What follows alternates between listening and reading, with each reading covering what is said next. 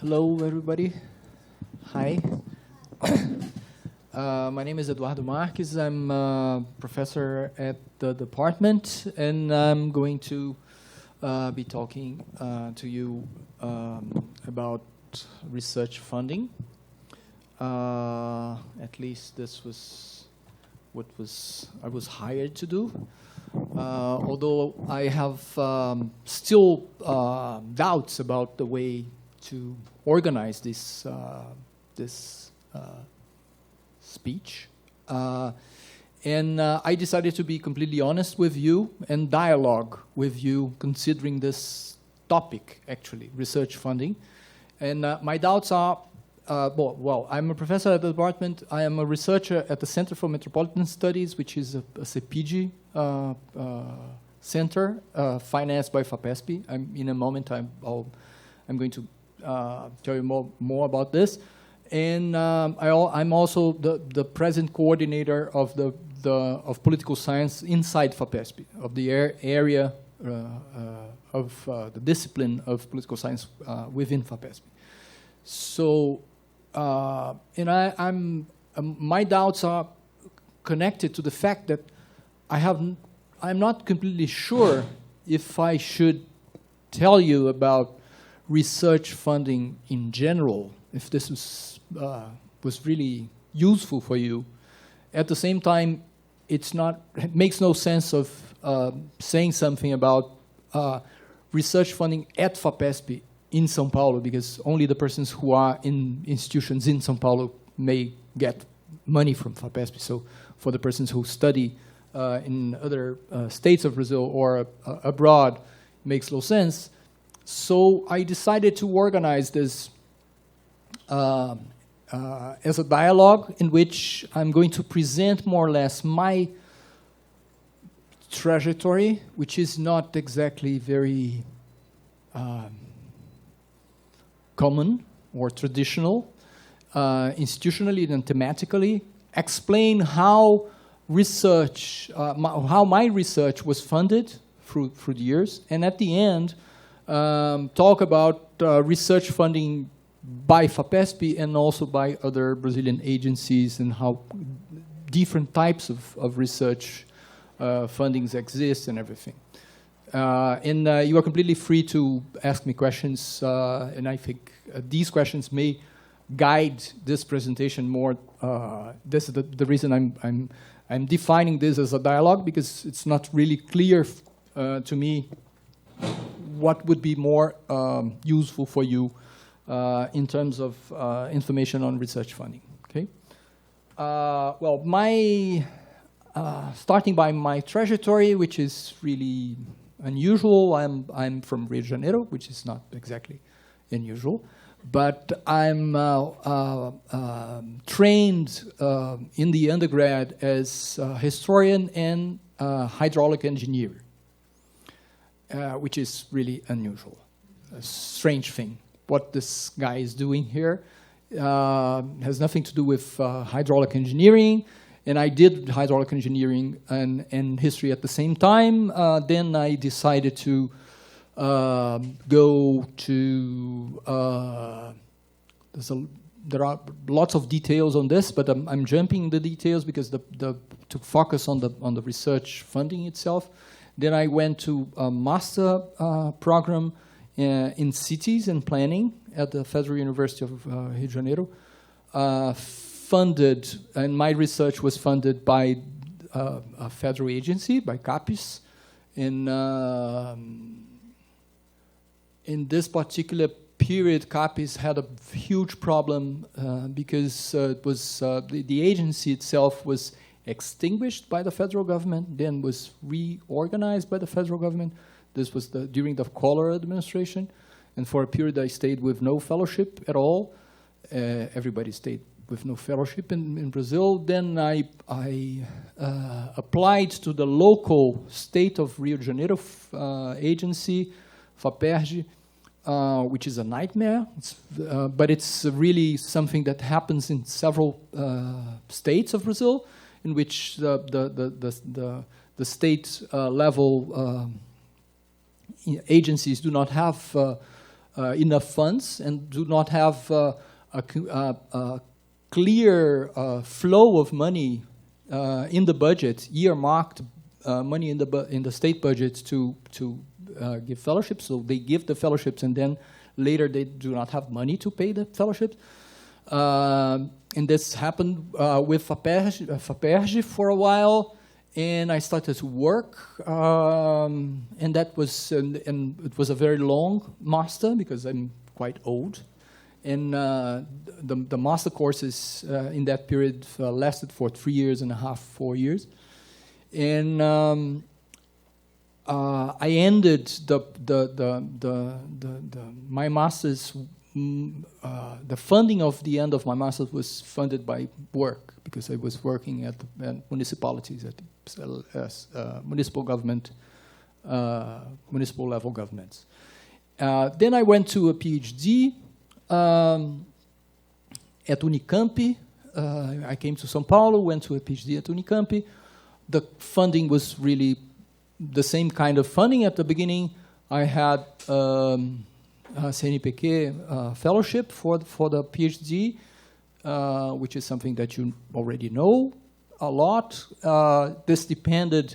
This was the moment. This was in '94, so this was the starting point, more or less, the starting point of the period in which the federal agencies started to be tougher on the grades of the programs and be more.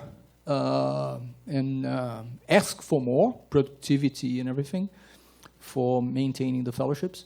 But in any case, I entered. I had no idea what kind of fellowship I would have. I just entered the PhD and received the CNPq fellowship. Stayed there for 1 year and a half, 2 years, and then went to the U.S. to Columbia University with a split fellowship, both sanduíche. One of the first part of the first generation of split fellowships, I must say.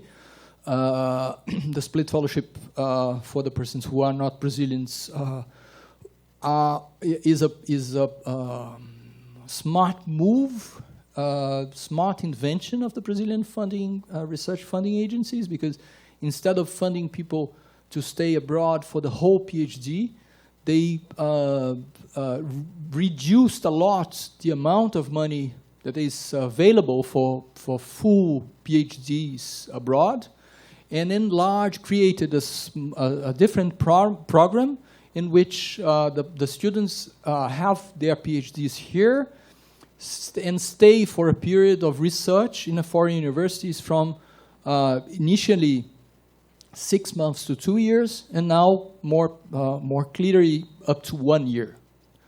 And what's the smart move on this is that instead of maintaining someone for 4 years abroad and paying the fees of the universities, the federal government just pays for the monthly expenditure of the student during 1 year and do not pay the fees.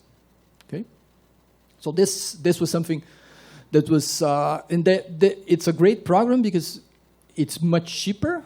With the same money you spend, the government spent for one student for a full PhD, it can send 10 students as in this split fellowship format.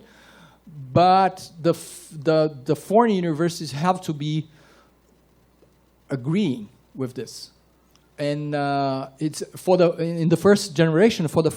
This still happens today, but for the first generation of persons who went with this fellowship to the U.S. especially, but also to Britain, where the universities are really eager to receive fees and money. It was really difficult because we had to explain there that we were students, but we didn't pay the fees, and we wanted to be visiting researchers, but the staffs of the universities usually consider you as a researcher only if you have a PhD. So the question they made me several times was, do you have the degree? No. So you are a student, so you have to pay. And you stay there fighting about this. But at the end, I stayed 1 year there and returned to Brazil. Returned to Brazil and finished my, started a FAPESP fellowship for my first FAPESP fellowship when I returned to Brazil. To end the PhD, the period of the PhD, 1 year and a half, 2 years of a FAPESP fellowship. And then I finished the PhD and was invited by my the person who was my advisor, Argelina Figueiredo, to present a postdoc project to FAPESP to stay in SEBRAP. SEBRAP is a research institution of the state of São Paulo, which is non-governmental and not connected to the university. In itself has a very specific and different logic, because it was created in the 60s by a bunch of professors that were expelled out of USP during the military rule. And they had international connections, and they, the military government didn't want them to do research on social sciences, on human sciences, but they had money from international agencies, so they managed to create this new center, financed by international money, to continue to do the same kind of research they did here. And this institution still exists and does research. And so I presented a PhD, postdoc project for FAPESP to stay at SEBRAP during developing a research there. This was accepted. It was kind of easy in the time, or the amount of fellowships that was not so competitive as it is today, because the amount of the size of the demand, I'm going to say something about this in a moment, but people usually think that fellowships become harder to receive because of neoliberalism, problems with the budget and everything. This obviously has some rule in the explanation, and in this 2 years, 2016 and 17, in Brazil, both nationally as in the state of São Paulo, fellowships, this problem was present because the amount of money was reduced. But the main reason for becoming harder and harder to get fellowship is that the demand is growing very, very intensely, because you have more graduate programs in all fields of science, and you have much more people demanding fellowships. So when I received it, but I'm returning to this a little bit later. When I received my postdoc, and also my PhD fellowship from FAPESP, the two fellowships, the degree of, well, the competition were in the two periods was much lower. This was for the postdoc 99. And then I went to SEBRAP, stayed there, doing my research. During that period, SEBRAP decided to collectively, first, FAPESP decided to open a new program for funding research called CEPID, which is an acronym for Centers, Advanced Centers, something like this. Advanced Centers for Research, Transference, and of Innovation. Okay, and so FAPESP created this bid for new centers to fund centers for a very long period of time, 11 years, with funding a lot of things, different things. And this was opened to all kinds of years of areas of research, but all centers should have not only research, but also some kind of transference of the results of the research to society, so to speak.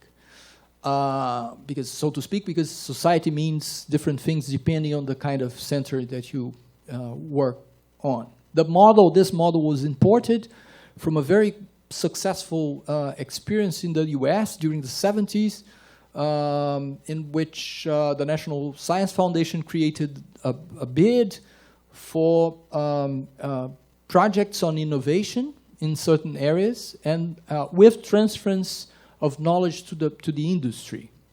Also, quote unquote, industry, because the industry means different things depending on the area. And with this, this produced a cycle of innovation, very strong cycle of innovation, and not only innovation, but also incorporation of the innovation in the daily society, in the economy and everything. And so the FAPESP used this same logic, opening this bid, and I think they received 370 something candidacies for centers, for new centers, so a lot of people, and the proposals had to be ambitious, so they were really large things. And they choose 10 centers. Afterwards, one of these split. So at the end of this period, these 10, the first generation of 10 became 11. But it's the same kind of, the same group, so to speak. And in this group of 10, there were 2 centers of the social sciences. The center, the Núcleo de Estudos da Violência, the Violence Studies Center at USP, but mainly at the Department of Sociology here at this building, and also the Center for Metropolitan Studies, same, and which was became my center, became the place I have been doing research since, I don't know, in the last 15 years, 17 years. And also other 8, and then later 9 centers of different areas of research, 2 genome projects, 1 physics and optics, 1 laser center, 1 cancer treatment center, and other centers like this in these areas of research and knowledge. And so what transference meant for different kinds of centers changed a lot. So for I don't know, the Butantan Center here, just not at USP because it doesn't belong to USP, but very near USP. But Butantan, if you don't know, is an institute of research on snakes and poisons, which is very old, very close to the university, and developed several products through time for health problems, departing from the poisons of snakes and also scorpions and other animals. And for example, in the Butantan Center, the connection with the industry is really the industry, because they can patent a new drug and together with a pharmaceutical company start to sell this drug and get the money from the selling of the drug and the patent to reinvest at the center in new research. But we couldn't do this because studying metropolitan stuff, especially associated to the social sciences, you cannot sell to the industry in this sense, nor could the Centro de Estudos da Violência, the Núcleo de Estudos da Violência, the violence center here. So what we did at SEM was to devise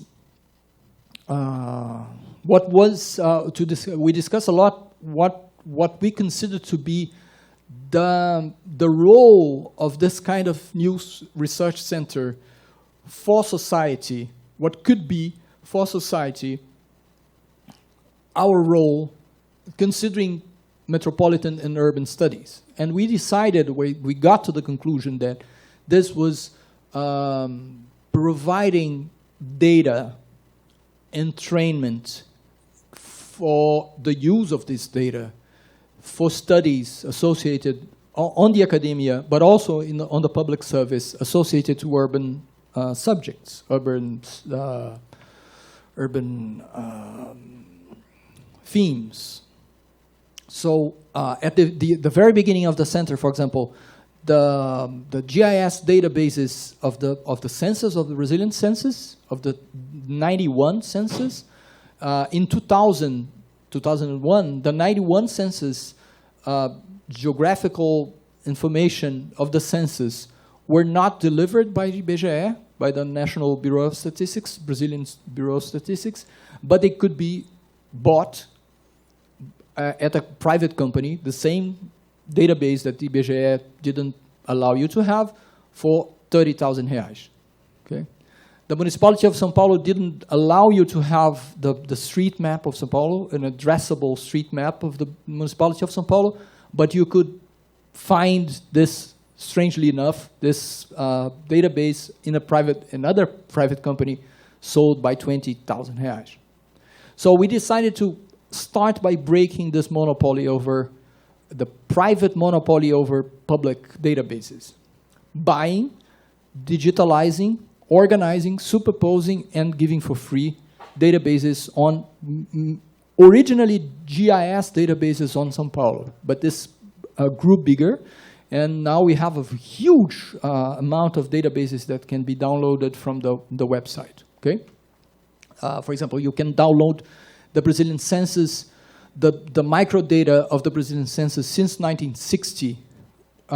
It's the only source of the Brazilian census from 1960, 60, 70, 80, 91, 2000, 2010, for the whole Brazil, the microdata of the census compatible with the questions, compatible that you can create panels to understand things through time in 50 years. And this is downloadable for free. A lot of work to prepare these things. But this has nothing to do with research funding in a way, because this was what we decided that could be our goal at the center. But at the same time, by doing this, we started to connect with local governments who were interested in developing studies for specific themes. We delivered, for example, we delivered the database of the schools, of the school census, produced by the national government produces a school census, and the database is there, but it's not geocoded. So we spatialized all the schools, and we had the schools spatialized. And we also had the information of the census, not the school census, but the populational census by census tract. And one specific municipality wanted, everything started like this. One specific municipality in Mauá, in the metropolitan region of São Paulo, wanted to direct their program of school construction. And they wanted to be advised about this. And so we did a very small and simple project in which we superposed these two cartographies. The cartography of the kids, actually, by school age, and the cartography of the schools by school, year or period. And we showed the proximity, the existence of places in which you had a lot of kids and no schools, and the opposite, a lot of schools, and a lot of school slots, but not kids of that age, especially in the central areas in which people and the population get older, and you have less kids, and you have better infrastructure, so the schools are constructed. In the peripheries, you have much less schools and a lot of small kids. And then we devised another way of doing research, and at the same time financing research, which was to produce small studies for local governments about public policies, about very specific elements of public policy. And we did a lot of studies like this. And we funded a lot of research with the money that we received from municipalities like this. Around 37, 38 projects we did in the last 17 years. Some of them were smaller, others were really large. We did a very large project for the Ministry of Cities about housing precarity and how housing precarity was to define, create a typology of housing precarity in Brazil as a whole, and decide and point out where more or less quantify the presence of different kinds of housing precarity in municipalities in Brazil, in 573 municipalities. So this was a very, very large 1.5-year project. So we did a lot and we learned a lot with these projects. At the same time, we funded research because we got money and people received from that. And everybody was working on the projects were master students, PhD students. But also we learned a lot. So we produced a substantial quantity of books and articles that came from the knowledge we got from these small projects. Now saying, then the first period of the bidding ended. FAPESP created a second phase of the CEPID program, actually opening another bid, which was competitive again, and then we had to run again, and we managed to receive the grants again, and we have more 11 years. I say 11 years, but they are split in several 5 or 3 periods of evaluations. We are evaluated each year, but also evaluated really heavily each 3 or 5 years. But if everything goes well, you stay with 11 years of funding. What did I have additionally to this? So this is one way of funding research, which is not individual anymore. It's really collective in this case, because you have 20 PhD researchers there. And you have also, I'm going to say something about this in a moment, several other kinds of research fundings, both by FAPESP and by the federal government, by CNPq, for smaller groups. But this is a joint venture, so to speak. So something that you do with a lot of people together. I also had fellowships to stay after my period in the U.S. I received 5 years ago. I went to England and stayed there for 8 months, and with a FAPESP fellowship, which is different from the because I was already a PhD holder. So I was it was not a split fellowship. I was not doing courses, but I went there and stayed there for a sabbatical. And this is another way of doing financing research associated to this is present both given by both the federal government and the local São Paulo agency. This is also present in several other funding agencies all over Brazil. Not all of them, but this is also present.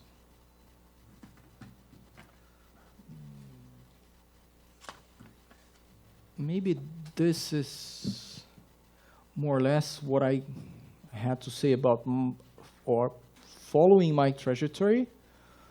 Let's say something now about FAPESP and about research funding by FAPESP and about and also by CNPq. What makes FAPESP special Now, what's the problem of this part of what I'm saying is that only people who are in state of São Paulo institutions can get São Paulo grants. Okay, but what's special about FAPESP and persons who are studying and living and working and researching and teaching in other states have to go to the federal government, to CAPES, but also in CNPq, but also to the state, the specific state agency.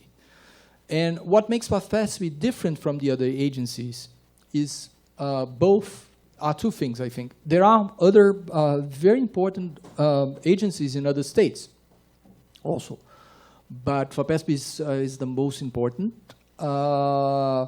because of two reasons. First, because FAPESP has a specific grant, which is earmarked. And it became earmarked since the very beginning. And secondly, because FAPESP is insulated by political pressures, or not completely, because nothing is insulated by political pressures. As political scientists, we know this. But it's insulated by the political market, so to speak, in the sense of who gets what who gets the spoil of the state when someone wins the elections. This is FAPESP is away from this game, and this was established in the 1947 Constitution, state constitution of the state of São Paulo. It stated two things. It created this constitution, 1947 Constitution, established the creation of an agency to support research in the state of São Paulo, which would have independence, scientific and political and administrative independence, and 0.5% of the state of São Paulo budget, not budget, but how to say it?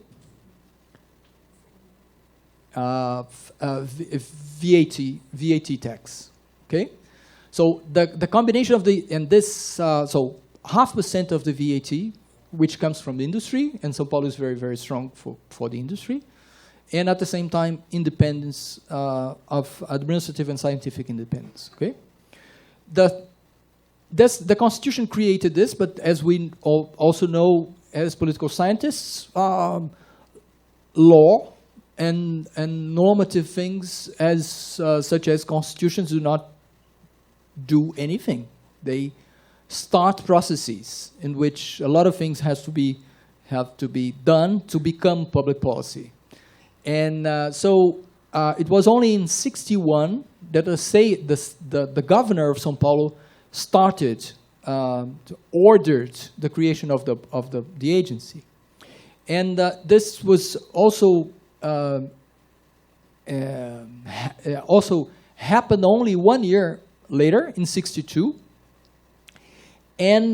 but with a very specific process, because the governor, called Carvalho Pinto, not only created the agency and gave and structured the agency with the independence from the political games, or broad political games, but also gave all the money, because FAPESP had to be created in '47, okay, and it was created only in '62. So, and FAPESP had to receive 0.5% of the VAT each year.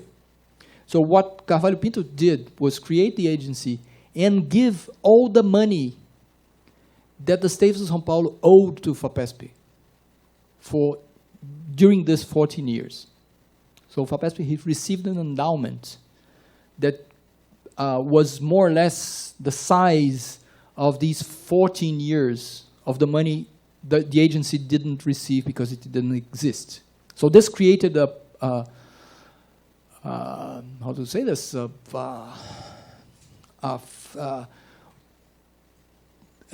reserve that can be used exactly to compensate the fluctuation of the money that you receive from the state of São Paulo government. This doesn't happen at the federal government, and this is one of the main reasons why FAPESP never stops paying people, and why FAPESP can have a long-term policy for fellowships. And if the VAT goes down, as it was during these 2 years, FAPESP just has to doesn't mean that there's no effect. There's an effect, but the effect is smoothed because of this, the presence of this reserve, and the foundation can continue to pay if it has the plan of receiving more and re-giving the money to the reserve, reconstructing the reserve in several years. So this is why FAPESP in the sense is different from the other agencies. As I told you before, I had a CAPES fellowship in 89, 90, and from one period to the other, the President of the Republic just extinguished the agency, and my fellowship disappeared. I was in the middle of my master's. Okay. This would never happen with an agency that has the combination of these two things: independence, administrative independence, and money, okay, and a reserve. So I'm going to show you just some slides to make this presentation less boring, and also, well, give you more information on this. This is the financial support for delivered by FAPESP. All the information I'm presenting here comes from the website, okay? This is public information that came from the website. I just reorganized the things to in a better way. So the blue, this presents FAPESP supports for all agencies from 92 to 2018, which is nothing because the year just started. But in red, we have fellowships, and in blue, we have support for researchers, okay? Research support, research projects, not fellowships, okay? And you can see there's a clear, there were cycles on this. There was a cycle of growth, very strong growth from 92 to 2000, very, very strong for both. Well, the first thing is that fellowships, the cycle of fellowship, the cycle of the fellowships is similar to the cycle of the research projects. It's not exactly the same thing, and the fellowships tend to be a little bit lagged.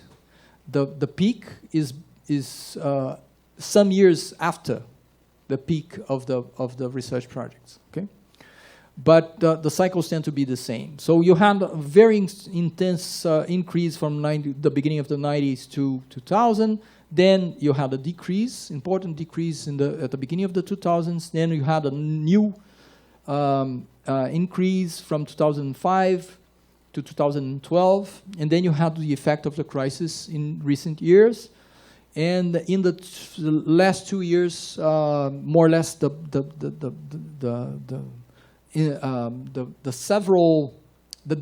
internal division of money between these the different kinds of projects was already reorganized. So FAPESP could start to increase again in a planned way. So this is what happened for the fellowships in the last 2 years. The research projects are still going down. This is more or less the same thing, but this is the accumulated support. So this is not what is given, but what is paid. So it's a little bit smoothed in time because people continue to receive several years or several months after receiving the first thing.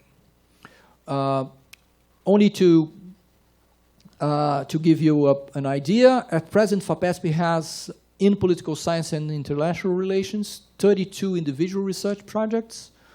There are 34 in sociology and 31 in anthropology. So the three areas receive more or less have the same kind of individual research projects.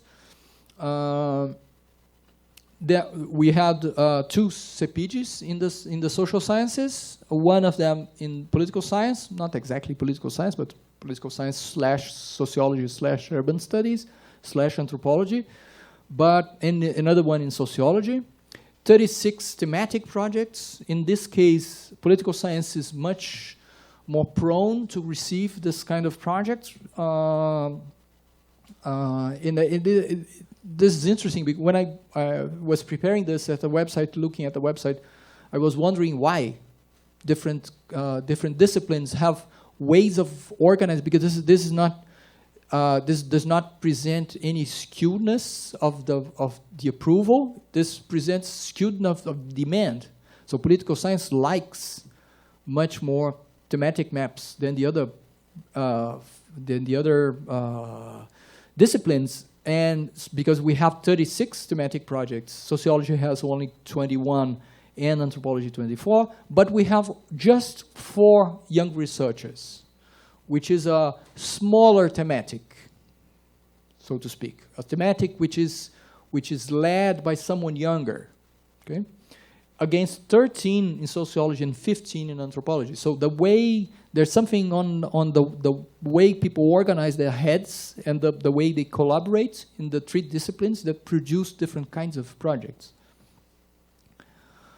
These are the research projects. This was for everybody, for all the areas. So included, I don't know, chemistry, engineering, medicine. And this is just political science and international relations. You can see that the research projects in political science and international relations are increasing in the last years, differently from the rest of the funding of the foundation. This small red thing is fellowships attached to the research. So this is not PhD and master fellowships. It's residual kinds of fellowships, such as TT, the treinamento técnico, technical training. But all this depends a lot, considering fellowships, specific fellowships for master and PhD. This depends on the graduate program people are in. So depends on the CAPES grading, okay? Depending on the CAPES grading, the demand for FAPESP and also for CNPq projects changes a lot. For example, the program here is a 7. At our department is a 7, which is the highest possible grade. So the demand for PhD and master dissertation fellowships is much slower than the size of the program than other programs such as, I don't know, around comparable programs at Unicamp and other centers, because of the presence of these, because the demand is not so high, because people have a part of the demand solved directly from the fellowships. So all this is connected to the CAPES to the CAPES grading of the political science and international relations programs. I don't know if you already entered the website, the CAPES website, but it's great also to understand a little bit the system, because in some way all of us are living in this environment. And these are the information also public that come from the website on the present evaluation, the 2017 evaluation. We have on this table, well, I think on the bottom map is the bottom graph is easier to see. You have the grades vary from 2 to 7, but 2 programs with 2 are closed. So you have in political science and international relations, in this last evaluation, you had 16 programs with grade 3, 13 programs with grade 4, 6 programs with grade 5, 5 programs with grade 6 and 2 programs with grade 7, which are USP and UFMG in Minas Gerais. This is just if someone wants to get information on this program or that program. It's great to go there and see how these things vary and what programs went up and what programs went down and what's kind of way of doing this. This is just information that you know better than me because you received these fellowships and the values of the fellowships. This is another reason FAPESP is so people like to have FAPESP fellowships because they are bigger and they have bigger also verbas de bancada, bigger money to spend on research. On average, the FAPESP fellowships are 30% higher than the CAPES and CNPq fellowships. And postdoc, especially, the postdoc fellowship at FAPESP at one specific point in time, which was unfortunately for me after I had my PhD, my postdoc fellowship, was equated to the lower pay of an USP, Unicamp, or Unesp professor. Okay, so the fellowship, the last line, postdoc at FAPESP, 7,000 something, is established as a monthly, as 1 per 12 of the salary of a state of São Paulo University professor at the lower level, plus the 13th salary, okay? Because they don't have 13th salary, divided by the 12 months. So the value is much higher than the FAPESP, than the CAPES and CNPq. So just information, some information on master fellowships. This is the general curve of the master fellowships at FAPESP. Granted, you can see a very strong and important decrease since 2012. And this is the master fellowships of FAPESP, just political science and international relations. The general shape is similar, but political science and international relations are increasing, have been increasing the last 2 years. And we have 227 accumulated researchers, fellowships, against 363 in sociology and 346 in anthropology. So we had historically much less fellowships than sociology and anthropology. This may have to do with the size of the programs in the case of sociology, because sociology has more, but anthropology has the same size, more or less, as political science. I don't know. I cannot explain this. And this is PhD fellowships in FAPESP. In general, a very strong decrease since 2012, with a small increase afterwards. And this is political science and international relations. In a sense, we cannot complain. Okay, considering comparatively, political science and international relations inside FAPESP are increasing for PhD and master researchers, master fellowships, while both for master fellowships and for PhD fellowships, they have been decreasing continuously. So political science and international relations are increasing in the last 3 years. For PhDs, we have 153 accumulated against 240 in sociology and 227 in anthropology. Again, much less fellowships than the other areas. This is the postdoc fellowships as FAPESP, all areas. And this is postdoc in political science and international relations. You can see this is much more random, actually. But in the last year, political science received a lot of fellowships comparatively. And this is it. So the same kind of fellowships. In the case of FAPESP, you have individual research projects, thematic research projects, for financing research. And they vary considering the size and the amount of people that you have in the amount of persons like you, if it's a group or if it's just controlled by one person or led by one individual. And you also have young researcher, which is similar more or less to the other ones. So the three are ways of financing research, individual research. And the same kind of thing you have at the federal government paid by CNPq, with fellowships for individual projects, but also projects funding for larger projects. Something that you don't have anymore at the federal level up to this point, it may return in the future, is a similar format of the CEPID program. The CEPIDs, what the saying is, the Center for Metropolitan Studies is, for a while, the federal government created a similar program called INCT, National Institutes of Science and Technology, that worked for 5 years, and it was exactly the São Paulo model exported for the federal government.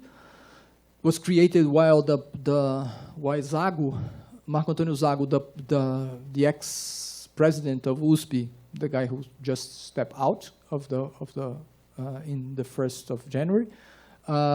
Before becoming president of USP, he was the president of the national of CNPq, the National Council for Research, and they created. He exported the model of CEPID for the federal government and created INCT. So you had 120 INCTs more or less all over the country.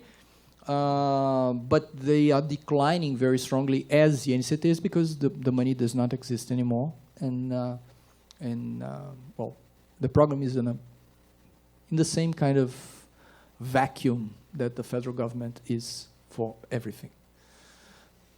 It still exists, but it has no money, so it doesn't exist. That's it. And well.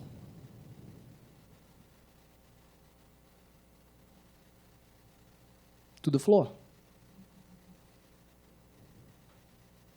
Questions, observations, disagreements?